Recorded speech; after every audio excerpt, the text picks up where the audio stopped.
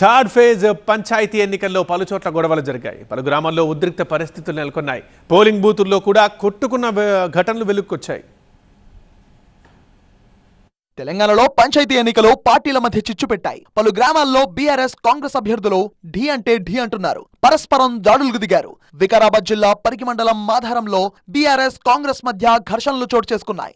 BRS sarpanch అభ్యర్థి రాములపై కాంగ్రెస్ వర్గీయులు దాడి చేశారు. దీంతో రాములకు తీవ్ర గాయాలయ్యాయి. జోగులాంబ గద్వాల జిల్లా ఇటిక్యాల మండలం వల్లూరులోని కొన్ని గంటల పాటు ఉద్రిక్త పరిస్థితులు నెలకొన్నాయి. పోలింగ్ కేంద్రం దగ్గర ప్రచారం చేస్తున్నారంటూ రెండు వర్గాలు బాహాబాహికి దిగాయి. అయితే పోలీసులు లాఠీచార్జ్ చేసి ఇరు వర్గాలను చెదరగొట్టారు.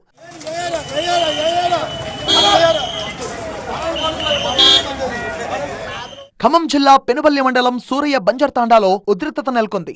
పోలింగ్ బూత్ లో ఏజెంట్ల మధ్య గొడవ ముదిరి పరస్పర దాడుల వరకు వెళ్లింది. పోలింగ్ కు అంతరాయం ఏర్పడడంతో పోలీసులు ఎంట్రీ ఇచ్చి ఇరు వర్గాలను చెదరగొట్టారు.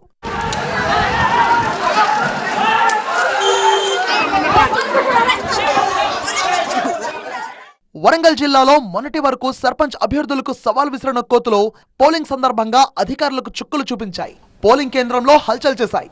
లక్నేపల్లి, చెన్నరావుపేట, పాత ముగ్ధంపురం పోలీస్ స్టేషన్లోని సిబ్బందిని, ఓటర్లను భయపెట్టాయి.